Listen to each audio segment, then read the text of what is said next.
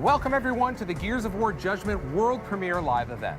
I'm Larry here of Xbox Live's Major Nelson with Xbox Live's Tina Summerford. That's right, we are live, and Gears of War Judgment was announced nearly a year ago at E3 2012. We were there. Now I know quite a bit already, like the testimony-based single-player campaign and the new Locust versus COG competitive multiplayer mode Overrun, but there's still a few choice secrets lurking in Judgment's shadows. So Larry, tonight we're gonna pull back the curtain, answer a whole lot of your questions, and unveil a few very, very exciting surprises for the Gears faithful. All right, now we have two major world premiere reveals in store for you tonight. We'll also be chatting live with senior producers Chris Wynn and Alan Van Slyke from Epic Games right here in studio. Yes. Now, if you're watching this live at home, be sure to post your questions on Twitter using the hashtag GearsJudgment. We'll be picking your questions from the hashtag to ask live throughout the show. Plus, we'll be taking your tweets throughout the show, putting them up on screen, so be sure to share your reactions to the game as well as tonight's reveals. Wow, super community-driven show for you guys. Plug right in. Now also, if you are watching live, don't forget you still have roughly 15 minutes to enter for your chance to win a custom Gears of War Judgment console. Now, you cannot buy this in the store, correct? Absolutely not. And we're also going to give away some copies of the game, which will be available at launch time. Now listen, you can find all the details on how to enter right now at my blog at majornelson.com. Yes. Now, Tina, I want to ask you, you had some time down in North Carolina, right at Epic Games where they make the game. Yes. How'd that go? It was great. It was a great trip. I spent about 4 days, had a chance to talk to Alan and Chris, that you're going to be taking their live Q&A a little bit later in the show. Yep. But I also got a chance to sit down with Chris Perna. Now, he's the art director. He's been there since the very, very beginning. So not only did he do Judgment, the whole franchise is really his vision. So that was a great conversation, which you'll also get to see later on the show. And I heard you also spent some time. Are you about to call me out? Yes, I am. My understanding that you spent some time in the playtest lab. I did, and How'd that go? I think I got reamed. I just, as honest as I could be, I got killed over and over for hours and hours, but I had a great time doing it, and they were the men and women that made the game, so I really didn't have a shot at it. But the whole trip was really about survival and aftermath.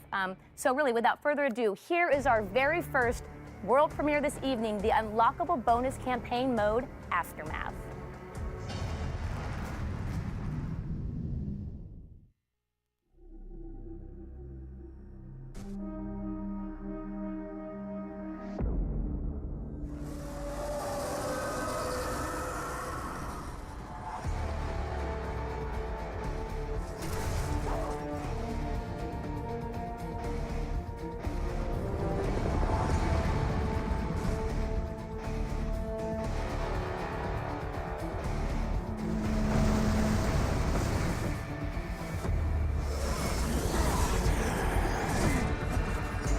The easiest way to describe what the Aftermath campaign is, in the context of Gears of War 3, near the end of the game, Marcus and Dom go off in one direction toward Azura, and they send Baird and Cole off to find some supplies.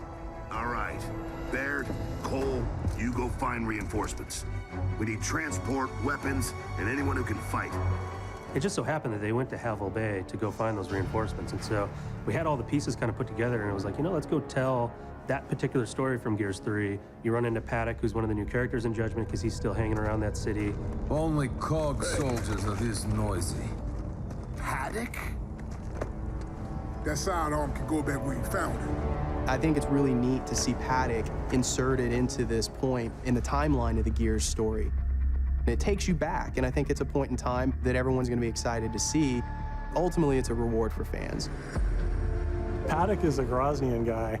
He's kind of the grizzled veteran, former UIR soldier, right? So yeah, he was opposing the COG in the Pendulum Wars, and then when the treaty was signed, right around the time of Emergence Day, he came over to fight for the COG. Again, it's just a continuation of the story, and just peeling back the onion layer just a little bit deeper to see what else happened during that traumatic time.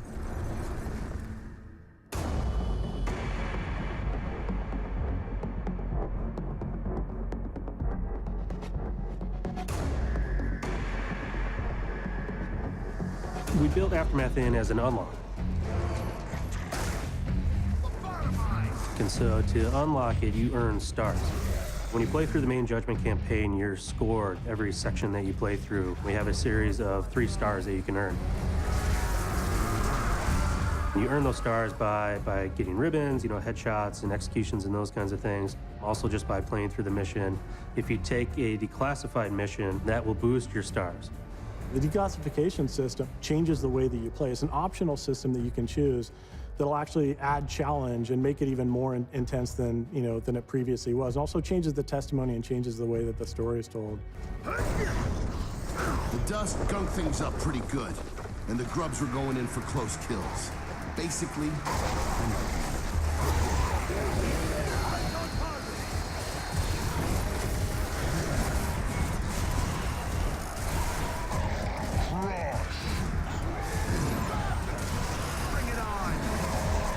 The very core, the very foundation of what we're trying to do in Judgment is all built on intensity. What led up to that is we had a lot of feelings that games get a little bit too easy these days, right? It's more about the experience as opposed to the challenge.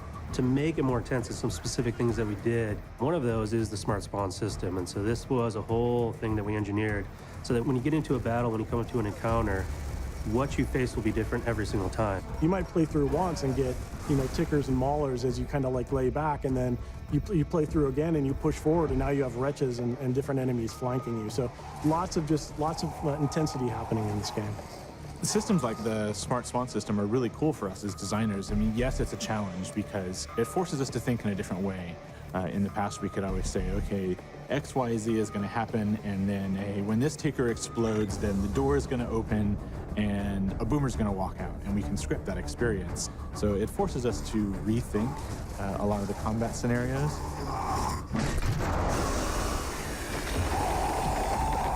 In a way, I really like that because it gave us the ability to put more story and more context into the environments and into the world itself, which really helps bring the universe to life a lot more. And I think that's a much better story than anyone we could ever tell, because it's a story that the player themselves gets to tell and experience.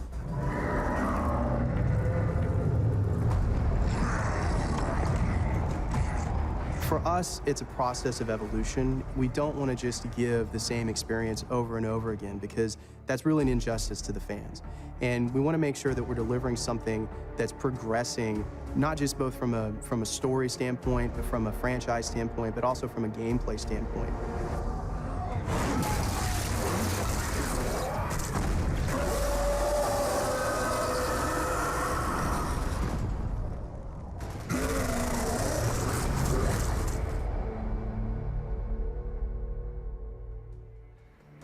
We are joined by Chris Wynn and Alan Van Slyke, senior producers for Gears of War Judgment at Epic Games. Guys, thanks so much for joining us.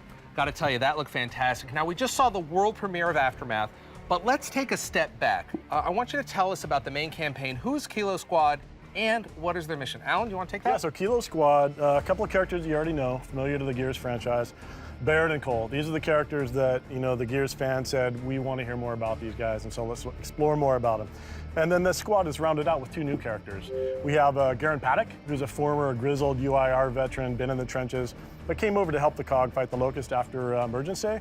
And then we have Sophia Hendrick, who's kind of a fresh-faced Onyx Guard cadet graduate, but hasn't seen any battle yet. Any real action? Absolutely. Great. Now we've got some announcements coming up. Chris, tell us about some of the announcements that you guys have made recently. Yeah, it's really exciting these days. When you make a game, you finish it up, you get it in the box and out to stores, and you continue to develop. We release content after the fact, and so we announced just last week we did a deal with Maxim Magazine to be able to bring 2 free maps to our fans. Mm-hmm. And then including in that, we actually adding back execution mode. So this is a fan favorite mode.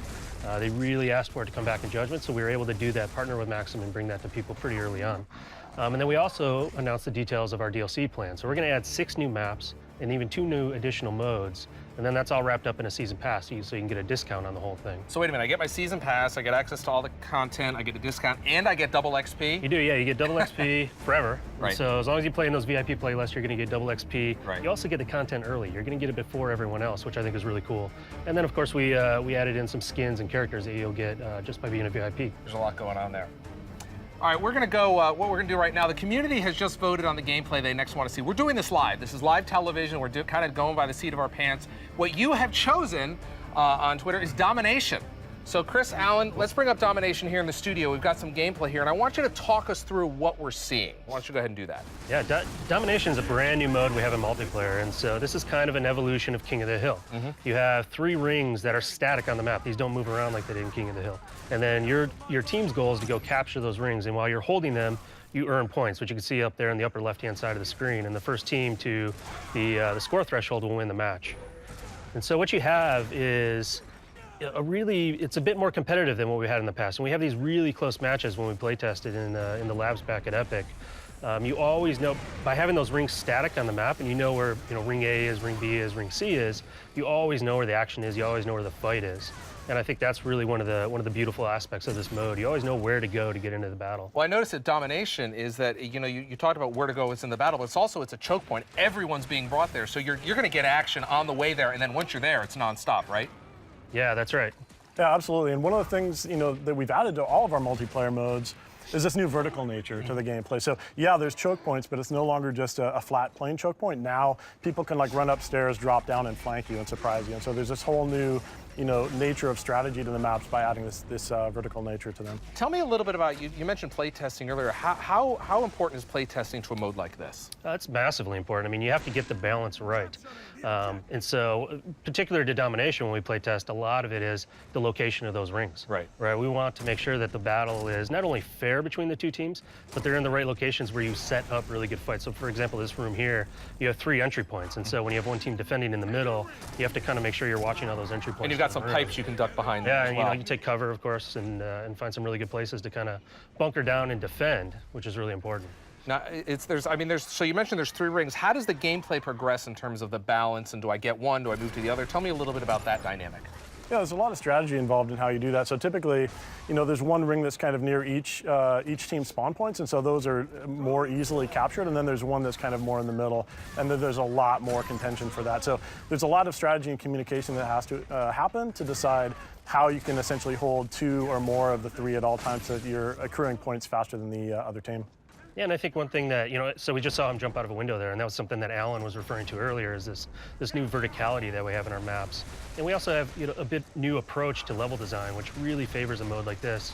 It's a much more circular in terms of its movement, and so you find it's a lot easier to move around as a team and find those choke points and find those battle areas. Now, I've had the chance to play this game, but one of the things I noticed right off was you kind of did some things with the weapons and the weapon switching. Tell us a little bit about that. Yeah, we optimized the control scheme actually in both multiplayer and the primary campaign. So now Y is a quick weapon swap, primary, secondary, just hit Y, boom, boom, switch back and forth. It really sped up the gameplay. And we've also gotten rid of all the D-pad functionality, moved the grenades to the left bumper. So now you can tap it, quick grenade throw while you're on the run. But I can still hold it down and get the angle. Yeah, if you want that traditional trajectory, the aiming arc, you can hold on to it, and you can always put it away too. If you pulled it out and you want to put it away, no problem. Great, that sounds great. Now listen, we're going to switch gears, so to speak, and go behind the scenes of the art direction in the Gears of War franchise. Tina caught up with art director Chris Pern to discuss the franchise, the visual identity, and how Judgment fits in.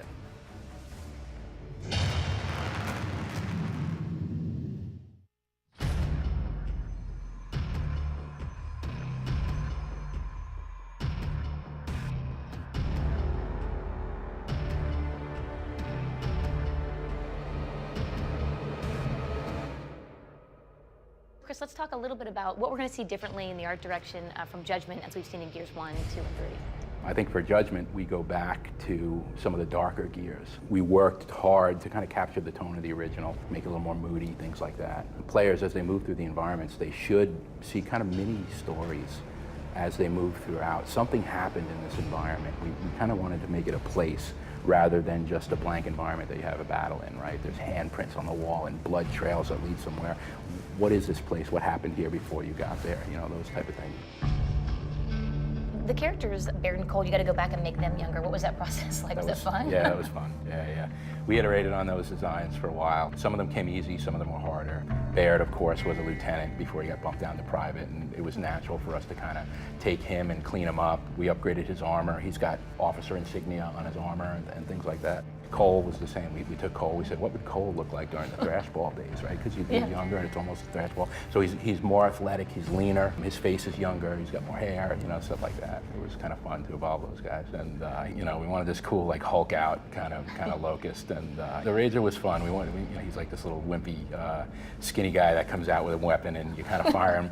And as he takes damage, he just gets pissed off and he just starts to flush red and spikes come out and he gets nuts. And it was great to develop that character. And beyond just the artistic stuff, but there's also all the technical aspects of it. The engines change, different animators come in and out. How do you work as an artist with the tech, and does it evolve with the engine? Right, so it kind of evolves hand in hand. We take a look at what we want to do for the game, and we say, hey, you know, we want a darker, moodier game. What can we do with lighting? What can we do with bloom to give it maybe a more dreamy feel to some aspects of it? We want a lot of fire. How can we enhance flame lighting and flickering lights and things like that? We push the tech to make the art look better. How can we evolve our characters? What can we do to make them look better, make the skins higher resolution, make the shaders better, things like that, that just add to a more robust and immersive experience for the player. So it's sort of being in charge of the art direction. I feel like it would be difficult because an artist, I'm sure you want to be hands-on with stuff because you know what you have up here, but how hard is it to pass that on to? Yeah, it's really hard. Yeah, like. Yeah, it's super hard. I'm not only, you know, am I high-level art direction now, but it's I'm a control freak to a certain extent, right? I like what I like, and it's frustrating sometimes for the guys, and sometimes I don't know what I want, right? I mean, an art director doesn't necessarily have all the answers. So sometimes, you know, I get a bad rap, I'm sure, and people are like, what are you doing? You don't know what you're doing, and stuff, but it just takes a while to try and you know, craft that stuff and mold it into something, make something from nothing, basically. You've been here since the beginning of the franchise, so you were the big influence in what these characters, these larger-than-life characters would be. Where did you get that from? That was, you know, space barbarians, right? It was, you know, the hardcore kind of Conan and things like that. I was really into that stuff. And it just kind of happened. We were like, hey, let's get these huge dudes and these big creatures, but we'll give them guns instead of swords, and we'll see what happens, you know? And it worked out well. Are there specific design principles that you hand down to them? Like, look, the characters, the weapons, everything has to fall within these design principles? You know, we set up style guides. The overall description was the world is heavy. Gears is a heavy and brutal game. So everything we put on the characters was meant to convey that weight in the world. We had shoulder pads that flopped around. When they hit cover, they grunt and they slam into it and dust flies out. Stuff like that. Because it's the emotion of those guys. How hard is it to get the emotion across? That's really hard. You know, an inanimate character, to get that emotion. In some aspects we did it well, some we didn't. And it all comes down to lighting and mood and facial animation and things like that. And we're getting better at it.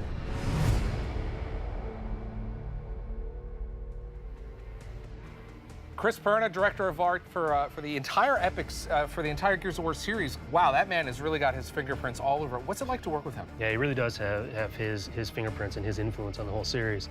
I was watching the Twitter feed at the bottom of the monitor there as it was going on, and someone said, you know, he's one of the best in the business, and in my opinion, he is the best in the business. I mean, he defines what an art director is, and really creates just a beautiful game. You know, it's really great to work with him and his entire team, and kind of, you know, he sets the bar high and it's infectious, and so it's really been a pleasure to work with him. But we also have to call out, you know, PCF. We're going for this new, you know, we've gone back before Gears of War 1 where everything is freshly destroyed and still on fire, so it's a really evolutionary visual ID for the franchise, and so it's, you know, Perna certainly has been instrumental in that, and PCF in collaboration as well, so it's been a great lot going on there. You mentioned Twitter. What do you say we go to Twitter now? We're going to turn the show over to you, the community.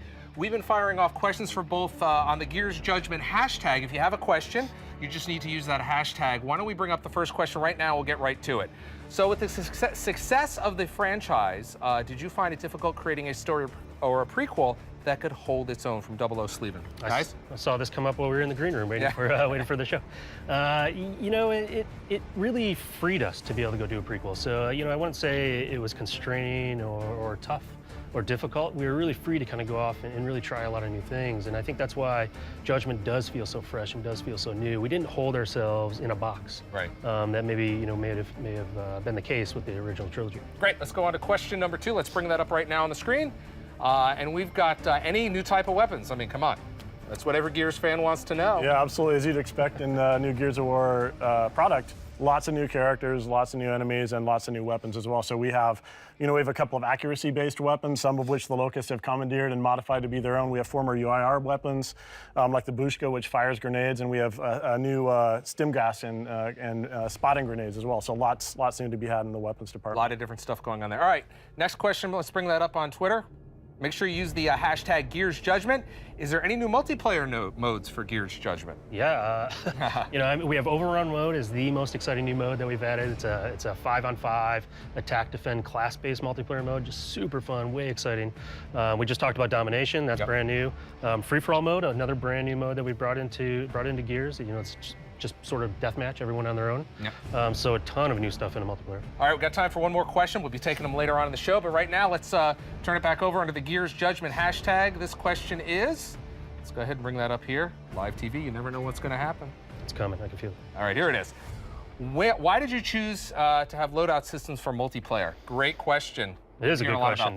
Yeah, I think it's all about flexibility. I mean, giving players, this is another big, you know, one of the recurring themes of this project is cramming as much in as we could that the community desired. And this is certainly one of the things that immediately fell out of that we prototyped in early pre-production and knew was compelling is, you know, this wider variety of choices by offering a loadout system. Great, well, there you go. Thanks everyone for your questions. Keep them coming using the hashtag Gears Judgment on Twitter. We'll ask more community questions, your questions, later on in the show. Now, but for now, the live audience has selected, let's take a look here, Dynamic Defense to showcase next. And following that will be our final world premiere unveil of survival mode. So let's bring up Dynamic Defense right here in the studio for the folks at home. What are we seeing here? Here's the gameplay. Why don't you guys describe what we're taking a look at? Yeah, so one of the big fan favorites from previous Gears of War titles was this idea of a defense scenario.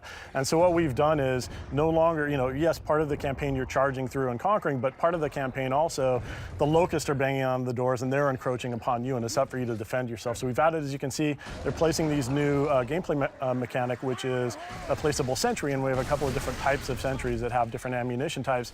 And so it's up to you to defend your position within the map, and as the locusts are coming upon you, to actually place the sentry, repair it, feed it as you need to, and ultimately survive so that you can continue. You're gonna end up having to defend against multiple waves of locusts. They're gonna kind of attack you in these waves, and you're gonna get a little break. You're gonna have time to kind of reset your defenses, think about your strategy in between those different waves, which really adds a nice element of strategy to it. So this is kind of a tower defense type thing in the campaign where you stop down and kind of have to defend this. One thing that I noticed here is that, you know, as a player, you can pretty much set down the turrets anywhere. How does that affect the spawning system and the gameplay? Yeah, that plays really well into our new dynamic spawn system, where if you push the sentries forward, you know, the spawn system, it might react to you and spawn different types of enemies and flank you. And if you stay back and try to hunker down, they might come at you with a full frontal assault. So lots of variation and lots of strategy to be had with this new gameplay mechanic. I want to talk a little bit about the turrets that we're seeing us lay down here. What are the different types of turrets we have? Well, first of all, you'll notice you have to manage them. They run out of ammo. Yeah, so you need to go up and reload them. Yeah, you have to defend them because the locusts will try to destroy them. But you have a couple of different types. So you have a Nasher type, which is a shotgun type of a sentry, so it's going to blast a little bit of a wider radius. And then you have the assault rifle sentry, which has a longer range. It'll give a good string of bullets on those enemies, but it'll run out of ammo a little bit quicker as well. There you go, that's dynamic defense. All right, now we get to the answer of the most asked answer and question for the Gears of War Judgment. And I gotta ask this. What did you guys do to my horde mode? What the hell happened? Survival is the answer, and we're gonna have to take a look at this right now.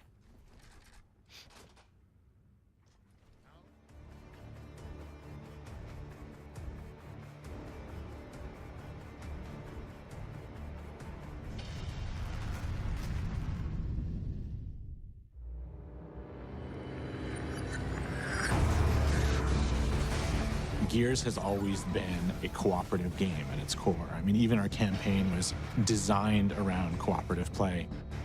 The #1 question I get is horde mode coming back? I get that every single day on Twitter, so I couldn't wait to actually talk about survival.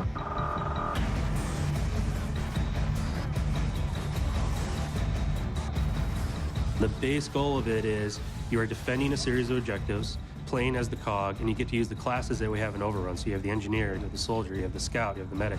It's all about teamwork of what classes you're going to pick and use their special abilities to help survive 10 waves of enemies.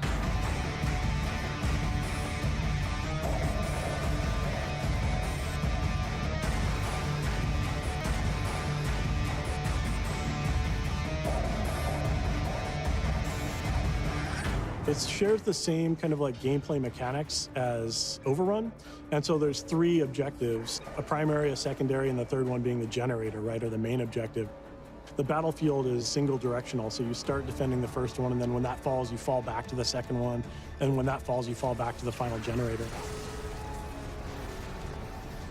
In Horde, we had 50 waves was the goal to survive, and so you might hear 10 waves and go, wow, that's short. It is 10 crazy intense waves, and it's actually really hard to survive those 10 waves. We actually had to bring in QA to ensure that we weren't going to ship a multiplayer game mode that it was impossible to beat on the highest difficulty level. Going all the way to hardcore or insane is definitely going to be a challenge for any co-op group who wants to try to tackle it.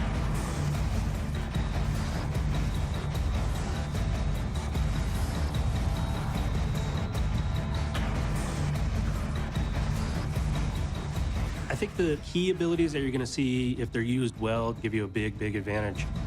If you have an engineer who's repairing a fence and the locust forces are incoming, there's no way he's going to be able to repair that fence. And so you've got this moment where all of the classes are doing their thing, and it's all to protect the one engineer who is staying alive and not slowing down and not reloading and doing all this to save that one barrier that's protecting your objective.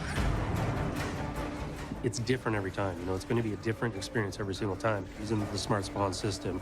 As you're changing and trying to figure out the best way to beat it, the game is changing on you, and so you're constantly having to adapt and figure out, oh man, we thought this was going to work, but now that it's different because, you know, we're facing different enemies. How are we gonna team up and actually beat it this time? There's a lot of just little ways that they can work together and complement each other that make that so much more valuable than, hey, everybody just runs in with their Lancer and shoots stuff. The 10 waves, the 3 objectives, it all kind of worked out to be kind of that magic sweet spot where the intensity level was just right, the length of experience was just right, the number of people involved was just right, and it just turns into this great experience. Survival mode, that looked great. I got to talk to you about this, though. There's class-based going on here. Tell us about that. Yeah, you know, one of the things that makes it so interesting and so compelling is that you do have this class-based system. And so it really becomes about how are we going to team up? So how are you going to spread those classes around the team and really work together to use those unique abilities that each class has in order to try to survive those 10 waves that the locusts are launching at you. And that really is where the mode really gets interesting. It kind of borrows that stuff from Overrun. It just adds that deep strategy, that Gears hasn't had before. And by introducing those classes, we've introduced a lot of strategy in there as well. Tell me about some of your favorite memories as you guys were playtesting this. Oh, lots of good memories, especially when you're playtesting against QA, because those guys are ridiculous. But testing different strategies, I think, are some of the most the fondest memories we have of, hey, let's load up on engineers and let's see what we can do to just keep the fortifications repaired and maybe have a medic or two to heal us, or hey, let's go in with the heavy guys and left and right center. It's all about how you're combining your classes and how you're defending the different routes, and there's lots of great memories surrounding that. Now, Chris, we're watching the Twitter feed here in the studio on the Gears Judgment hashtag. There's been some questions about taking the Horde mode of 50 and then dropping it down to 10 for survival mode. Tell us about that. Yeah, sure. So Horde was really about a marathon. Right. And one of the big themes for us in Judgment is around intensity, around making your palms sweat, about making your knuckles turn white because you're squeezing that controller. And so when we really focused in on survival, we really wanted to bring that intensity into the mode as well. And so you get, it might last about an hour, maybe a little bit more, maybe a little bit less, depending on how well you do, but it is a crazy hour. I mean, you're just constantly, you really are squeezing that controller. Are we gonna make it? Are we gonna make it? There's two guys left, we're almost done. And just that intensity, that sort of, what you kind of get nervous in your belly, right? Sure. That kind of butterflies in your stomach that don't happen in a lot of other modes. And that's something we really wanted to bring, and I think that's why you see, the mode tuned the way it was, because that's what we were going after. Let's get back to the questions on Twitter using the Gears Judgment hashtag. We've seen survival. Now we're going to go to the questions. Let's bring up the first question right here in the studio. Will there be a season pass? It's always a great value. Can't wait to see kill some locust scum. Look forward to it, guys. You kind of talked about that a little bit earlier, but why don't you go ahead and revisit it? Kill the locust scum. I like it. Destroy them. So our DLC plans will have 6 maps that we talked about that we'll release, plus 2 new modes. The season pass gives you a discount on that. I don't know the exact points here off the top of my head. But then you also get all that extra stuff that we talked about. You get early access to all the content before anyone else gets it. You get the double XP. Double XP. Play and playing the VIP playlist all the time, which is awesome. Yep. And then you get the skins and the characters that no one else is going to get as well. So our season pass, we really tried to take it to the next level. We really tried to up that value to our fans and try to give them a lot of what they wanted. All right, back to Twitter using the hashtag Gears Judgment. Next question up: will the mature filters, gore, and language be returning? It was a great option to have in Gears. Yeah, they're all in there. Yep. So absolutely, they'll be back for you. So that's people that don't really prefer the blood and whatnot. They can kind of dial it back a little bit. Exactly. You know, actually, you know, I kind of use that in multiplayer. I dial it because I can turn it off. That way, it's not on the lens. That's my pro tip. All right, let's go to the next question on Twitter. Gears Judgment. There you go. Is there a good game for new players to join the Gears of War universe? Or do you recommend playing the previous games? Because there's a lot of games. This is now the 4th game. So tell us where should we start at the beginning, or tell us about that? This is a great place to start. So you don't have to worry about, you know, in Gears 1, 2, and 3, like starting in Gears 2, you don't know what happened. You don't have that. This is a standalone story. You don't need the background of what happened in the original trilogy. And then we have all this additional stuff. You know, we talked about Aftermath, which actually takes place during Gears of War 3. It's a slice of what the Gears 3 campaign was like. So you get the Judgment campaign, you unlock Aftermath, and then you get to play a little bit of Gears 3. And then on those initial shipments of the game, we have a code to download Gears of War 1 digitally. For free. So, yeah, for free. So wait a minute. So when you buy the game, you're going to get basically Gears of 1 free to download. Yeah, that's right. And so you get Judgment, you get 1, you get a slice of 3, you get like that whole, you know, stretch of what we've done in the franchise, which I think is awesome. Lots of Gears. All right, back to Twitter. # Gears Judgment. Fire them our way. We will try to answer them. In your opinion, is Gears of War Judgment more difficult than the previous games? No, I wouldn't say it's more difficult. It's definitely there's definitely a sense of urgency and intensity that you haven't seen before in a Gears of War title. I mean, going back before Gears of War 1 to when the Locust invasion is fresh and new, and that people are still trying to react to it, brings a sense of intensity and urgency that you haven't seen before. I do think it's more strategic as well. You know, just based on the smart spawn system and having to look to see how you're going to get through there. You know, you do have to be a little bit more strategic than maybe you were in the past. All right, let's go to another question on Twitter. Let's bring this one up. Is there going to be an awesome girl character to play? Green Fairy LV. Let's see. Green Fairy would like. I'm guessing. Yes. Sophia Hendrick is a brand new character. She's a young rookie in the COG military. She's part of Kilo Squad, and so she makes an appearance in the game. One of my favorites is Alex Brand, who's a comic book character, and if you go pre-order the game at the Microsoft store, you get her as part of that incentive. And so 2 really cool female characters right there. And of course, we have Anya returning as an incentive as well. So there you go. All right, now we still have one more gameplay showcase to highlight. So this time we're going to take a look at the declassified missions. Guys, let's bring that up on the studio in here in studio for folks at home. Tell us about the declassified missions and what that means. Yeah, so declassification system is a completely new system specific to the primary campaign of Gears of War Judgment. It's an optional system. So what you saw was that crimson omen on the wall indicating it's available to you, and there's 40 plus of these available to you throughout the campaign. Throughout the primary campaign. Okay. And these declassifications do 3 things. One is they change the rule set. So what you're seeing right here is that reduced visibility and the enemies are meleeing you. They are rushing right in on because this player's opted into it. The second thing that it does is it increases challenge, and so you see the star system on the top left where it's counting up your kind of performance. Well, if you opt into the declassification system, it gives you a star multiplier, so you earn more stars, which in turn means you get a whole bunch of additional content. You unlock additional content that way. And the last thing that it really does is it changes the way that the story is told. And the idea that Kilo Squad is being judged through a tribunal, well, the declassification system will change the story. If you don't opt into it, you'll just hear the normal testimony. But if you opt into it, you're going to hear a change in the testimony, a change in the VO about, hey, this is what really happened during that period. And you mentioned something interesting there is that Barrett's giving his testimony, and you're actually playing that out as the story progresses, right? Exactly. As you play through and as you're giving your testimony, you get to play as the different characters giving their testimony. So you're going to hear the judge say, hey, we asked you to do this thing, and you went off, but it went horribly wrong. Recount to me exactly what you did and why. Now, I want to get back to the declassified missions here. Tell us about some of the different variables. We're seeing, obviously, there's a fog here, kind of like we have in the studio, and some short-range weapons. But what are some of the other variables that players are going to encounter in the game? Yeah, you'll see these environmental effects like fog or smoke. Some of them limit the weapons that you have available to you that you have to use to get through the mission. We have time-based ones, so having to get through it in a certain amount of time. We might throw a different set of enemies at you, like an additional set of a certain type of enemy. They really do change the game quite a bit. And what's great, like Alan said, they're optional. You can try it with it, and then with our system, we have a really easy way to go back and just replay a chapter. So maybe you can go try it without it. Maybe you thought you just want to see how it goes without it. Now, you guys have played them all. I want to ask you each one. What's your favorites, Alan? The timer-based ones are a lot of fun because there's already this sense of intensity and urgency, and it's just amplified. Right. When you know that the smart spawn system is trying to adjust to you, and now you have a timer restriction on top of that, it's really intense. All right, there you go. What about you, Chris? Yeah, actually the one we're watching is one of my favorites. You get this dusty room, and it's really hard to see.